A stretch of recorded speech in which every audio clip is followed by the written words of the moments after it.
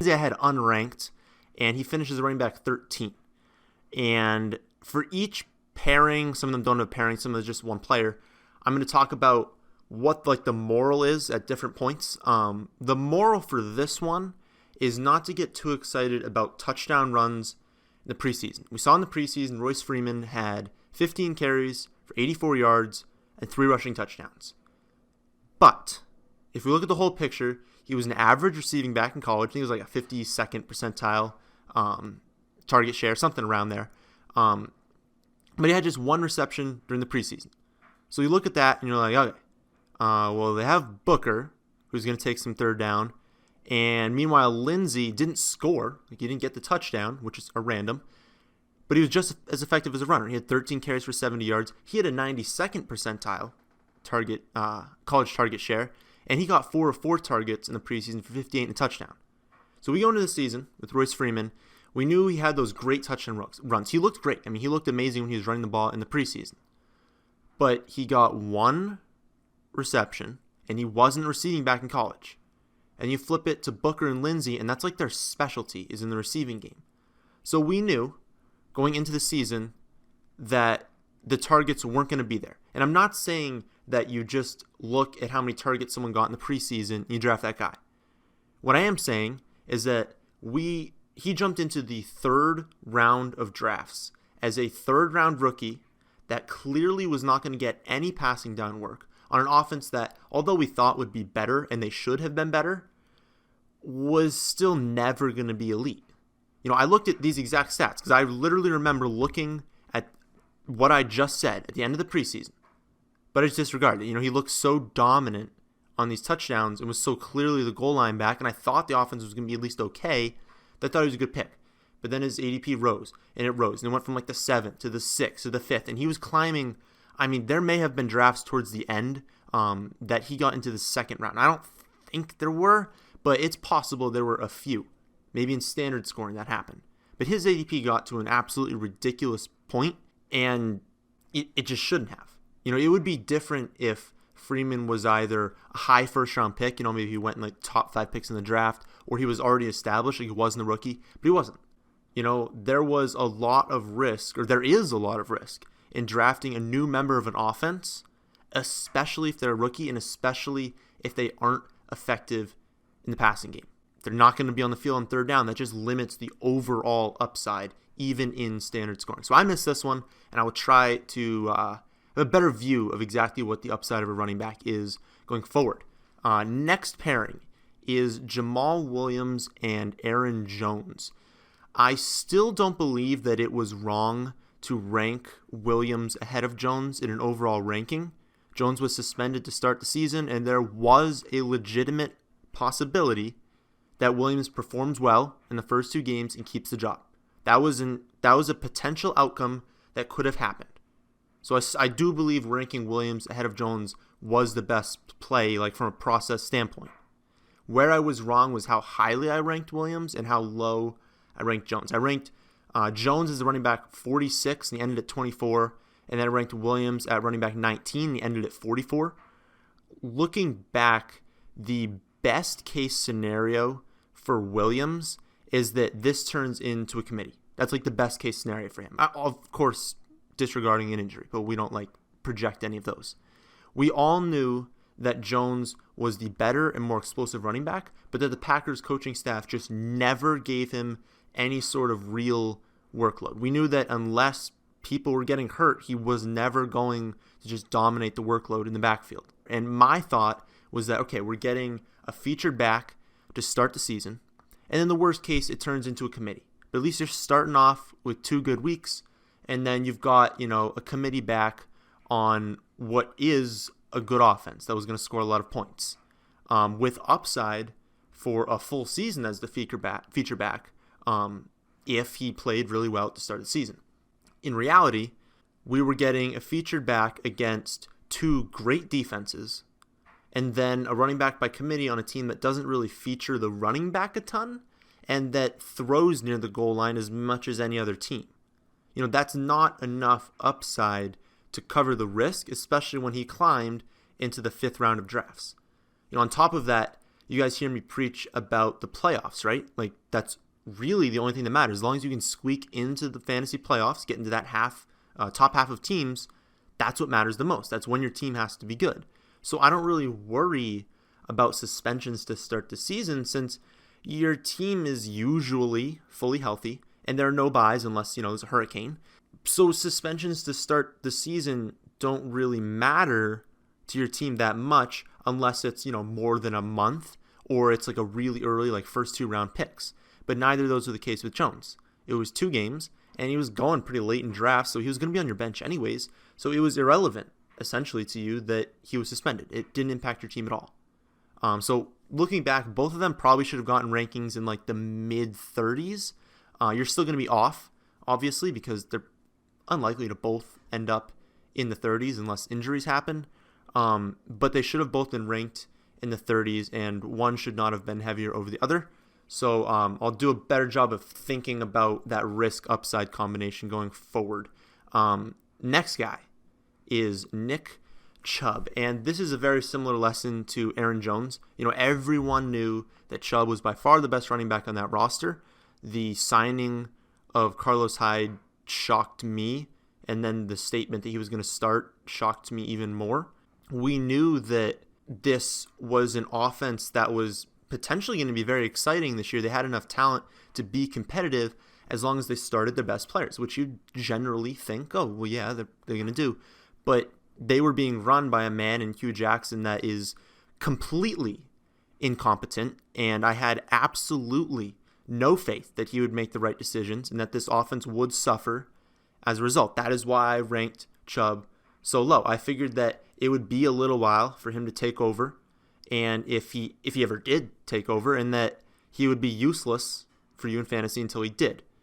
But that's not how I actually draft. I always look for upside, especially at the point in the draft where you were getting Nick Chubb. No, I still had Chubb ranked, I think, 2 to 3 rounds ahead of where ECR had him, but that wasn't enough. You always draft a player with Chubb's upside in the back half of drafts because it's your bench. You have time for him to ascend in the depth chart. That's why I had him in 4 of my 5 leagues. I look for this sort of upside, and yet I ranked him as the running back 36 in standard and 43 in PPR purely because that's where his median projection had him. There was a chance that Jackson doesn't get fired. There was a chance that Hyde doesn't get traded. But there was also a chance that he takes over in week 2, like he should have, and then he's a league winner at that point. So that's the moral of this story, is absolutely take all the risk in the world late in drafts, and don't be afraid to have a guy that, like Chubb, is going to start off with essentially zeros for the first month of the season when you know that he is by far the most talented running back on that roster. A little bit of a different story with wide receivers. If I make the wide receiver video, I may touch on that. I'm not sure that even happened this year. I'd have to analyze it. But mainly with running backs. If you know for a fact that someone is by far the most talented running back on that roster, and you can easily see them taking over after a month into the season as a feature back, you got to draft them when they're going as late as Nick Chubb was. So let's move on to number 4. 4 is a combination of James White and Tariq Cohen. And the lesson with these two is to not bet against pass-catching running backs on good offenses. This one has a slight caveat, as I had both of these guys ranked, like a round above consensus in PPR, and they both did hit the high end of the range of outcomes. There was no rational argument to ranking them where they finished. So they did both get lucky in the touchdown department and some long play departments, but I still did have them too low. I ranked James White as running back 36, ended up as a running back 7, and then Cohen as a running back 28, ended as running back 11. But again, if we simulated this over and over and over again, that's pretty much like best case scenario for both of these guys. And I say that touchdowns are more random than people want to admit. You can project volume, but touchdowns are fairly random. What isn't random is the overall strength of offenses. We knew going into the season that the Patriots and Bears were going to have good offenses.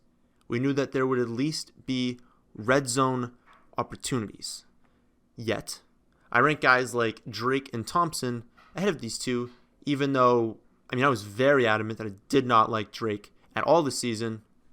So why put him ahead of Cohen and White? So even though they were in the exact same, concern department with volume, they had far less touchdown opportunities. So lesson here, don't overlook third down running backs, even in standard scoring, when they're on good offenses. You might think this is one thing that people kind of play out in their mind that, I want a pass catching back on a bad offense, because then they're going to be behind a ton and they're going to get dump offs. Because, we watch late in games, relaxed coverage. The running back just got 3 receptions in the final drive.